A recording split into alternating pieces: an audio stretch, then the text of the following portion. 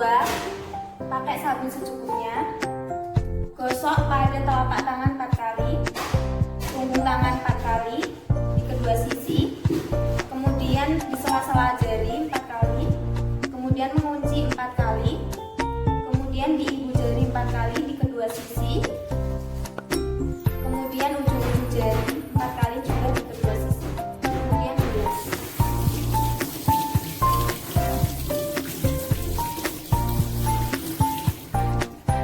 Dan bersihkan atau keringkan dengan sisi sebaliknya.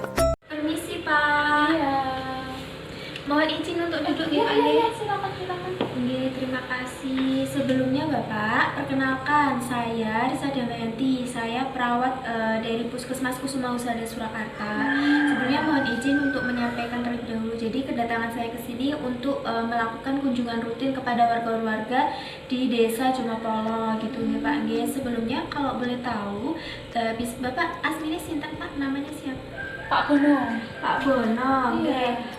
Alamatnya Jomapolo nggih Pak nggih. RT-nya RT 3 nggih, sesuai nggih Pak nggih dari data Puskesmas. Baik, Bapak sebelumnya kira-kira ada selama ini ada yang dikeluhkan gitu nggak Pak dari kesehatannya atau apanya gitu? Kalau dari saya tuh Mbak, kan saya itu sebenarnya dari 4 bulan yang lalu itu tuh saya katanya tuh sakit kencing manis gitu. Iya, 4 bulan yang lalu. Nggih. Terus kemarin itu saya kan sempat periksa ya Mbak ya, 2 minggu yang kemarin, belum lama juga. Itu saya cuma ditensi sama dikasih obat, tapi itu kan saya itu masih kesemutan gitu. Terus kadang tuh tiba-tiba lemas gitu. Langsung berarti udah pernah cek gitu nggak Pak nggih? Saya cek sudah pernah kesemutan cek gitu, gitu. oke. Saya tuh periksa karena memang kesemutan gitu. Oh iya.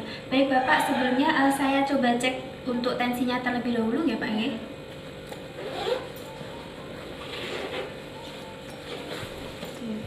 Baik Bapak, saya izin untuk mencuci tangan terlebih dahulu ya Pak.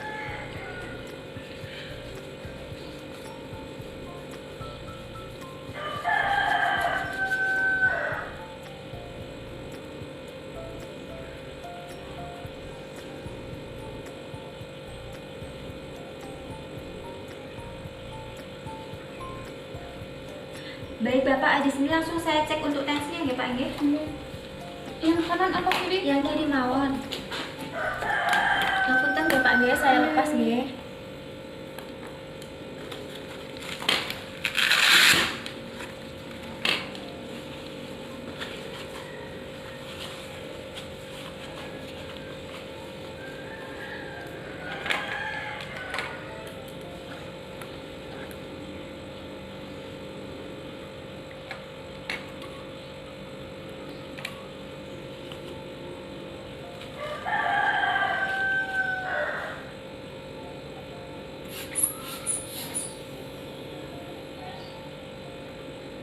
Oh iya.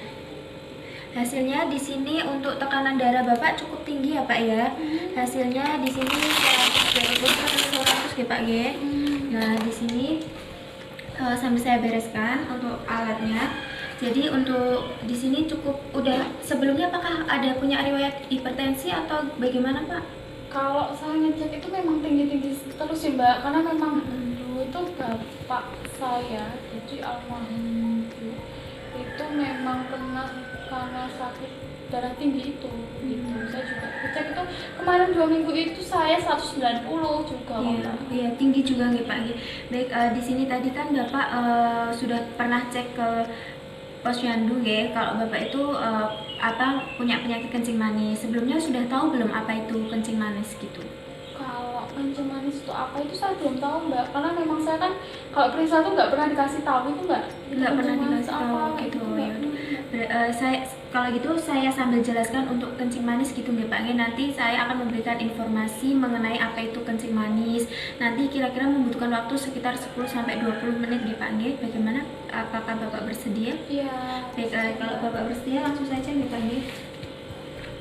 Jadi Pak, di sini untuk kencing manis atau yang biasa diketahui oleh masyarakat pada umumnya itu kencing manis itu kalau dari kita itu biasanya menyebutnya penyakit diabetes. Nah, penyakit diabetes itu penyakit yang menahun yang ditandai dengan kadar gula. Jadi kadar gula darah pada kita tuh selalu tinggi. Kira-kira Bapak biasanya itu untuk konsumsi makanan seharinya seperti apa, Pak?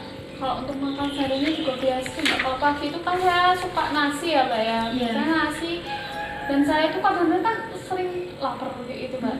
Jadi biasanya saya nasi lagi gitu. Nasi lagi, gitu. Terus nanti siang nanti saya juga nasi lagi. Iya, itu termasuk ke dalam faktor resikonya ya Pak ya, dimana Bapak itu kan tadi untuk pola makannya juga tidak sehat. Terus untuk berat badannya Bapak? Kalau badan saya tuh kemarin 75. 75 Iya. gitu. Oh iya. Kira-kira Bapak punya kolesterol juga nggak selain dari kadar darah, tekanan darah tinggi tadi? Kalau untuk kolesterol belum pernah sih Mbak, belum pernah cek gitu. Oh iya, belum pernah cek. Berarti nanti kita cek lagi itu ya Pak ya. Nah, untuk gejala dari diabetes seperti yang Bapak sampaikan tadi, jadi Bapak tuh pasti mengalami tuh tanda gejalanya. Yang pertama itu sering kencing Pak. Jadi kalau orang yang sering kencing itu biasanya mengalami salah satu tanda gejala dari diabetes. Nah, kencingnya itu biasanya pada malam hari. Kira-kira Bapak sering mengalami kencing pada malam hari gitu? Iya, saya itu sering sekali Mbak. Kadang itu nggak bisa tidur kalau memang kencing terus. Kencing terus ya. gitu. Nah, untuk makan ini kan pasien itu mudah lapar dan haus seperti tadi kalau Bapak tuh dikit-dikit makan nasi kayak gitu ya. Terus untuk berat badannya di sini Bapak kan juga mengalami penurunan, tidak makan terus tapi tidak meningkat gitu kan. Nah, itu salah satu dari gejala diabetes. Kemudian untuk gejala selanjutnya di sini untuk penglihatan kabur. Kira-kira Bapak ini umurnya berapa? Saya 55 Mbak. 55. Nah, untuk 55 Bapak biasanya pakai alat bantu untuk penglihatan kayak kacamata atau apa gitu, betul? Kalau penglihatan sih enggak, tapi kalau untuk kabur iya Mbak. Kabur iya. Biasanya kaburnya tuh kalau lihat sana gitu kelihatan jauh atau Kalau kaburnya tuh kalau lihat jauh Mbak. Jadi kalau saya di sini, kalau saya lihat ada tetangga lewat itu nggak tahu itu siapa, kan memang udah kabur gitu. Nah, di sini tuh terus gatal-gatal di bagian kemaluan, terus cepet ngantuk, cepet lelah kayak gitu. Terus nah, luka yang sulit sembuh. Jadi kalau untuk pada pasien dengan kencing manis atau ke diabetes, biasanya sekali luka dia tuh lukanya sulit sekali untuk sembuh atau sulit untuk kering kayak gitu. Nah, untuk gejala selanjutnya di sini ini ada kesemutan seperti yang Bapak sampaikan tadi. Bapak ini mengalami kesemutan pada bagian kaki, gitu ya Pak nih. Nah, untuk selanjutnya di sini ada komplikasi.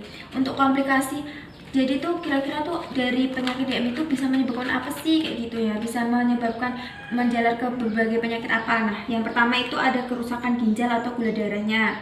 Atau kalau kerusakan ginjal itu bisa nanti Bapak harus cuci darah.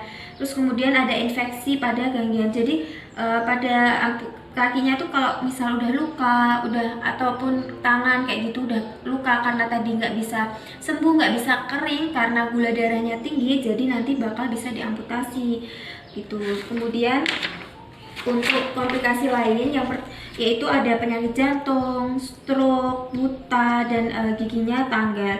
Jadi seperti yang Bapak tadi kan udah punya riwayat hipertensi. Nah, itu bisa menyebabkan selain dari DM itu juga ada stroke sama penyakit jantung gitu. Nah, untuk perencanaan makannya di sini sudah ada contohnya Pak. Misal Bapak makan jam 6.30. Nah, itu termasuk jam makan pagi. Nanti jam 9.30 itu untuk snack atau dibuat. Jadi makannya itu misal pagi makan nasi, nanti 3 jam selanjutnya itu nanti diselingi sebelum makan nasi lagi 3 jam itu diselingi untuk snack, atau snacknya bisa makanan ringan ataupun bisa buah atau sayur kayak gitu. Jadi makannya itu setiap 3 jam sekali sebelum makan nasi lagi, jadi diselingin untuk snacknya kayak gitu. Nah, untuk pedoman dietnya di sini Bapak harus tidak boleh mengkonsumsi makanan tinggi lemak kayak gorengan, kemudian makanan yang kayak tongseng kayak gitu-gitu, gulai itu kan tinggi lemak gitu ya Pak ya, itu harus dikurangin. Kemudian untuk mengurangi gula sama garamnya. Nah, kenapa kita harus mengurangi gula sama garamnya, itu juga bisa menjadi salah satu faktor dari pola makan kita yang tidak sehat gitu. Misal kayak gula, Bapak kan biasanya Bapak itu lebih sering mengkonsumsi air putih atau makan minuman yang manis, misal kayak teh atau kopi atau susu kayak gitu.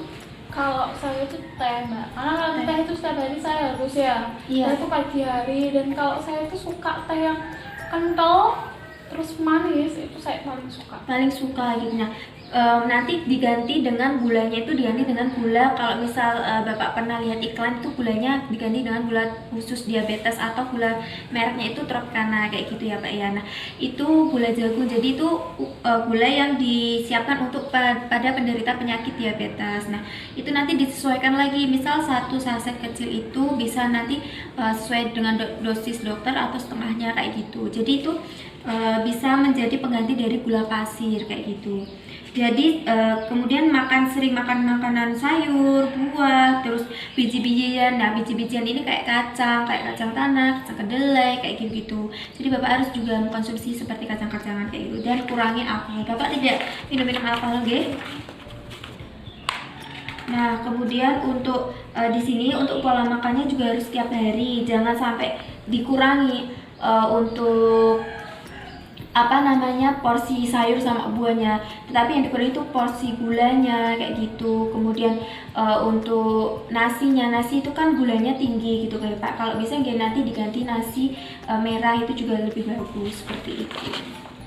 Jangan lupa untuk konsumsi minuman air putih yang banyak. Nah, ini untuk latihan jasmani, hindari dehidrasi dan minum air putih sebanyak mungkin. Kemudian olahraga Pak, kalau olahraga biasanya Bapak kegiatannya apa aja di rumah? Kalau saya kan ya cuman petani ya Mbak ya, jadi ya paling ya ke sawah kayak gitu, cuman gitu aja sih. Nah, jadi sebelum ke sawah mungkin Bapak bisa jalan-jalan gitu selama 30 menit. Nah, itu satu hari dilakukan selama 5 kali gitu ya Pak. Nanti mungkin paginya jalan-jalan, nanti kan siangnya kan ke sawah tuh udah termasuk olahraga. Nanti sorenya nih bersepeda, kayak langsung jalan-jalan kayak gitu. Jadi nanti ketika jalan-jalan itu juga harus menggunakan alas kaki. Nah, ini nanti akan saya terapkan di selanjutnya. Untuk faktor gaya hidup, selain dari pola makan, pola olahraga, dari tingkat stres juga mempengaruhi gitu ya Pak. Jadi aktivitas fisik itu juga harus secara rutin. Kemudian untuk perawatan kaki, nah misal nih Bapak pergi ke sawah ataupun pergi kemanapun harus menggunakan sendal atau sepatu. Nah, di sini Bapak untuk perawatan kakinya itu harus mencuci kaki setiap hari dengan air hangat, kemudian mengeringkan kaki kayak gitu. Terus harus pakai kaos kaki. Kalau pakai sepatu juga jangan yang sempit ataupun yang low grow, yang pas gitu kayak gitu. Juga harus pakai kaos kaki, dan rajin untuk menggunting kuku. Kenapa sih? Karena kan Bapak kan sudah mengalami kesemutan. Nah, di bagian kaki itu aliran darahnya itu ketika tidak lancar maka nanti tidak bisa mengalir ke seluruh tubuh. Nah, itu nanti bisa menyebabkan luka, yang lukanya nggak bisa sembuh atau nggak bisa kering dalam waktu yang cepat kayak gitu. Nah, untuk selanjutnya ini ada senam kaki Pak. Nah, senam kaki ini seperti yang Bapak bisa lihat, ini saya kasih gambaran terlebih dahulu. Nanti senam kaki itu dilakukan hanya pada kedua kaki Bapak. Nah, itu nanti pada waktu selanjutnya, pada pertemuan selanjutnya kita lakukan di bulan Agustus insya Allah. Nah, selanjutnya ini adalah untuk insulin Bapak. Nah, untuk penyuntikan insulin di sini Bapak bisa menyuntikkan insulin atau mengganti kadar gula darah Bapak, untuk mengontrol kadar gula darah Bapak itu dengan insulin. Jadi bisa disuntikkan di bagian lengan, di bagian perut, di bagian di bagian bokong sama di bagian paha seperti itu. Jadi untuk mengontrol gula darah. Kalau misal Bapak ini kan alhamdulillah belum ada sampai yang parah gitu guys. Jadi kalau bisa jangan sampai disuntik insulin. Bapak harus menjaga pola makan, pola olahraga, dan hidup sehat seperti itu. Baik Bapak, di sini saya sudah selesai. Kira-kira Bapak ada yang ingin tanyakan terlebih dahulu dari apa yang sudah saya sampaikan? Tidak ada. Nah, kalau begitu saya yang bertanya ya Pak. Kira-kira tadi cara untuk menjaga agar tidak terjadi peningkatan gula darah itu apa saja ya Pak? Kalau tadi itu mengatur pola makan, Mbak. Nggih. Jadi kalau bisa itu makan pagi, terus itu diselingi Nggih, buah nggih. seperti itu. Lalu latihan fisiknya, Mbak. Jadi Nggih. kalau ke sawah itu ya kalau bisa jalan dulu 30 menit ya, Mbak ya. 30 menit seperti itu, dan jangan lupa selain itu olahraga juga. Iya, kalau benar, bisa. Pak. Terus perawatan kaki ya, Mbak ya. Iya. Nah, itu. Nah, baik Bapak, ini sudah benar ya. Nanti jangan lupa untuk dijaga untuk pola gaya hidup, pola makannya kayak gitu. Nah, untuk kontrak selanjutnya nanti pertemuan selanjutnya kita akan melakukan senam DM atau senam kaki pada pasien DM kayak gitu. Nah, kira-kira Bapak bisa ketemunya di bulan Agustus tanggal berapa, Pak? Kalau tanggalnya tanggal 2 nggak apa-apa, Mbak? Tanggal 2 bisa ya Pak. Nanti sekitar jam 10 ya Pak. Nanti saya akan kesini lagi untuk mengajari Bapak mengenai cara senam DM seperti itu. Kira-kira ada yang ditanyakan lagi Pak? Jika tidak ada yang ditanyakan, saya izin untuk membereskan alat terlebih dahulu ya Pak.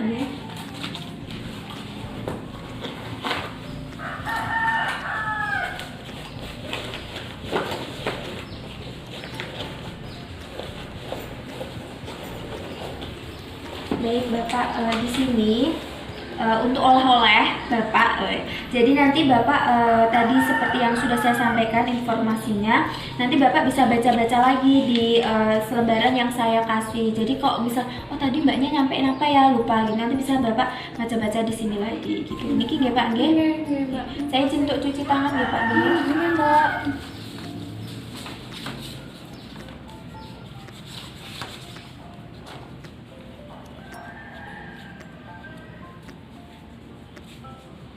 Baik Bapak, saya izin untuk permisi terlebih dahulu. Assalamualaikum. Setelah saya melakukan tindakan keperawatan, saya akan melakukan pendokumentasian dari hasil pengkajian seperti itu.